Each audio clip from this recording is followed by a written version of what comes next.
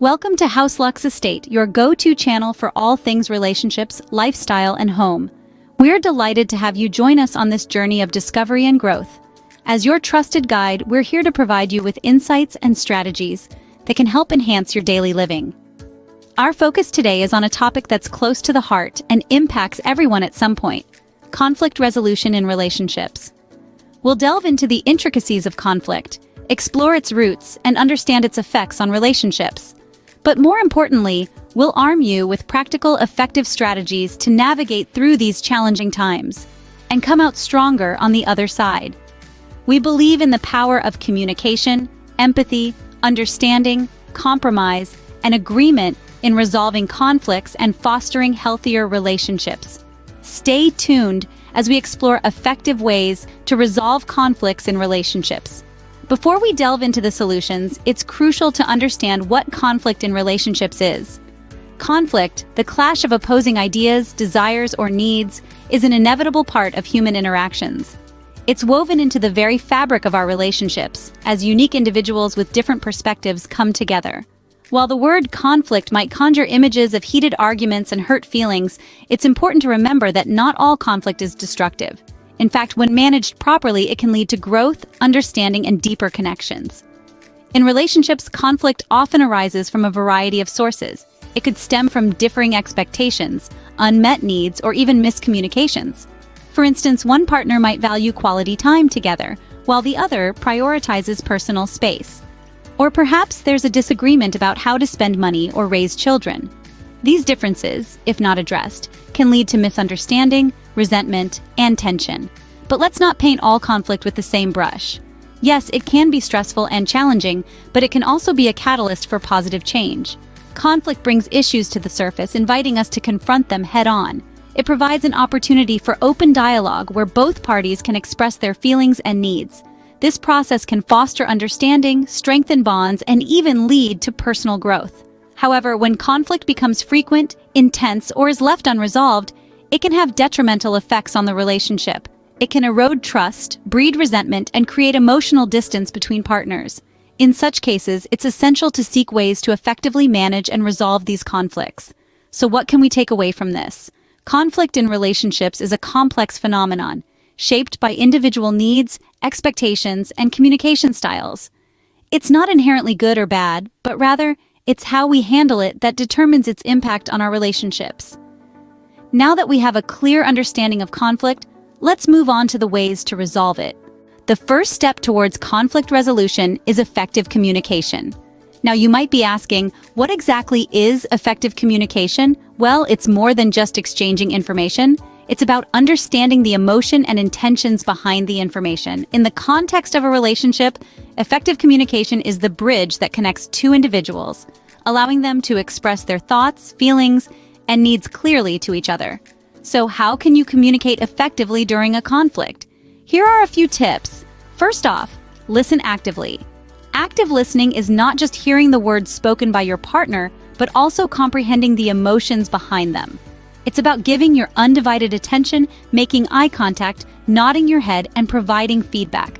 When your partner feels truly heard, it can pave the way for open and honest communication. Next, express your feelings assertively, not aggressively. Use I statements instead of you statements. For instance, instead of saying, "You always ignore me," say, "I feel ignored when you don't respond to my messages." This way, you're expressing how you feel without blaming or criticizing your partner. Thirdly, it's crucial to stay calm and composed. Even in the heat of an argument, try to maintain your cool. If you feel the conversation is getting too heated, take a break and resume when both of you are calmer. Remember, the goal is not to win the argument, but to resolve the conflict. Lastly, seek to understand before being understood.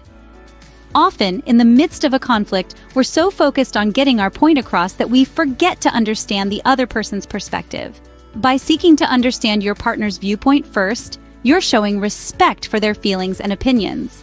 Effective communication can be challenging, especially during a conflict. It requires patience, understanding, and above all, practice.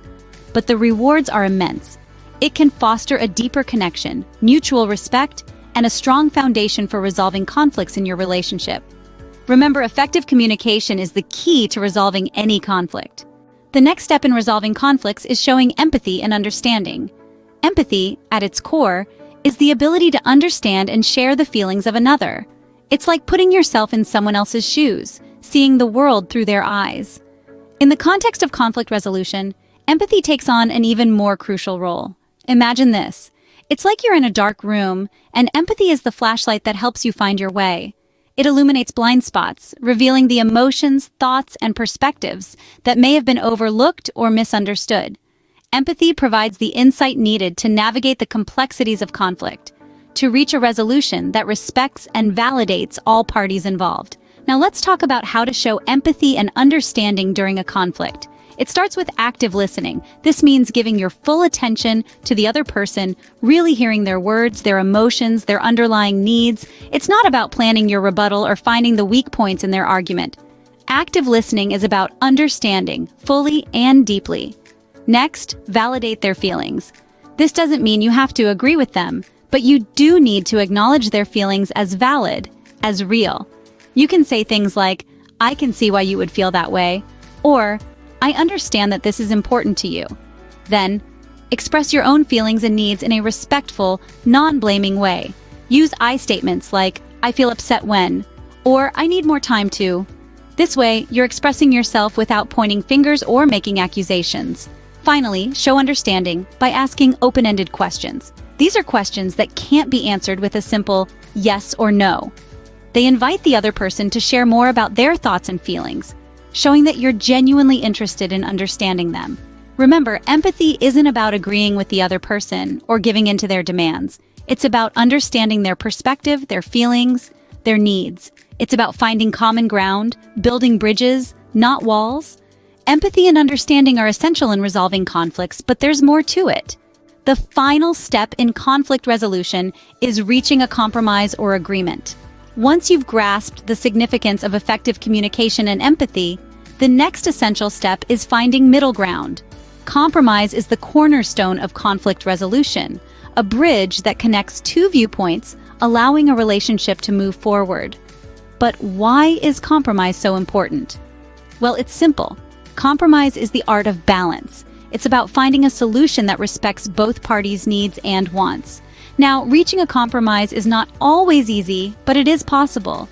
Here are a few tips on how to navigate this delicate process. Firstly, remember to be flexible. Flexibility is key in reaching a compromise. This means being willing to adjust your expectations or desires for the sake of resolution. It's not about giving up on your needs, but about finding a way to meet them while also considering your partner's perspective. Secondly, prioritize. Not all issues carry the same weight. Decide what matters most to you and what you're willing to let go. This will help you focus on the bigger picture and avoid getting stuck on minor disagreements. Thirdly, be creative. Compromise doesn't have to be a zero-sum game. Look for solutions that can satisfy both parties. This might require some out-of-the-box thinking, but remember, the goal is resolution, not victory.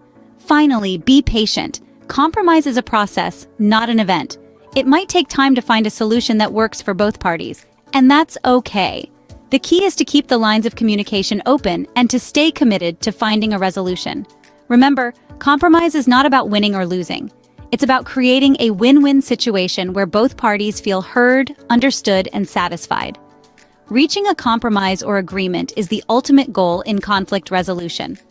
And with these tips in your toolbox, you're well on your way to transforming conflict into opportunity, turning disagreements into stepping stones for stronger, healthier relationships.